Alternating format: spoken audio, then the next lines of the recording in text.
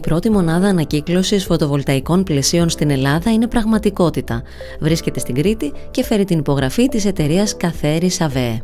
Για το κομμάτι μιας βιώσιμης ανάπτυξης, η εταιρεία δραστηριοποιείται αρκετό καιρό στη διαχείριση μεταλλικών αποβλήτων. Εξετάζουμε όμως τα τελευταία χρόνια την ένταξη της εταιρείας μας σε νέους τομείς, για να μεγαλώσει λίγο η βεντάλια προϊόντων των υλικών που διαχειριζόμαστε. Κρίναμε ότι ήταν μείζωνος σημασίας η ένταξή μας στο κομμάτι της ανακύκλωσης των φωτοβολταϊκών πλαισίων. Το νέο αυτό βήμα χαρακτηρίζεται από τεχνολογία εχμής και περιβαλλοντικό πρόσημο, ενώ αναμφίβολα συμβάλλει στην τοπική οικονομία. Αναφορικά με την τοπική οικονομία θα ανοιχτούν νέες θέσεις εργασίας, όπως έχουν ήδη δηλαδή γίνει, και φυσικά το απόβλητο που λέγεται φωτοβολταϊκό πλέον δεν θα καταλήγει στους χιτά και θα μπορέσει να αξιοποιείται κατά 95 με 100% σε αυτήν εδώ τη μονάδα που έχουμε εγκαταστήσει στους χώρους μας.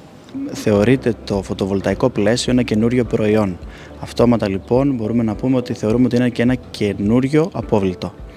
Δεν υπήρχε μέχρι πρότινος θεσμικό πλαίσιο από το κράτος, επομένως οι πρώτες προκλήσεις που είχαμε ήταν ότι έπρεπε μαζί σε συνεργασία δηλαδή και με το Υπουργείο να δούμε σε ποιο θεσμικό πλαίσιο πάνω μπορεί να πατήσει το συγκεκριμένο project. Μεγάλη πρόκληση επίσης είναι ότι δεν υπάρχει εταιρεία ανακύκλωση γυαλιού στην Ελλάδα. Οι εταιρείες που ασχολούνται με το γυαλί το κάνουν όλη εξαγωγή. Επομένως δεν υπάρχει εύκολη πρόσβαση και βάση logistics δηλαδή στο κομμάτι της διοχέτευσης του γυαλιού σε ανακύκλωση, στο κομμάτι της ανακύκλωσης.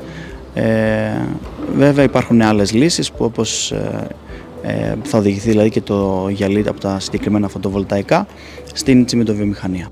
Η καινοτομία αυτή σηματοδοτεί μια νέα εποχή για τη διαχείριση αποβλήτων υψηλής τεχνολογίας και κάνει πράξη την κυκλική οικονομία κυριολεκτικά σε μόλις 1 λεπτό. Τα φωτοβολταϊκά πάνελ θα πρέπει να είναι απαλλαγμένα από τα ηλεκτρικά του στοιχεία πριν μπουν στη μηχανή. Αφαιρείται δηλαδή η πλακέτα σύνδεσής τους και μετά προχωράει πάνω στη γραμμή παραγωγής. Η γραμμή είναι αυτόματη και καινούρια, είναι η πρώτη στην Ελλάδα που έχει τοποθετηθεί.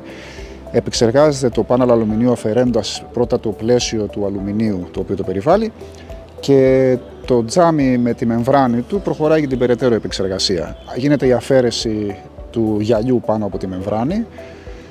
Αυτό κακοποιείται σε 3 στάδια και στο τέλος έχουμε σαν τελικό προϊόν τη μεμβράνη του πυρητίου που μας μένει. Εκεί πέρα κλείνει ο κύκλος της ολοκληρωμένης ανακύκλωσης των ηλιακών πάνελ. Η μηχανή μας έχει δυναμικότητα να επεξεργάζεται 1 πάνελ το λεπτό, 60 πάνελ την ώρα.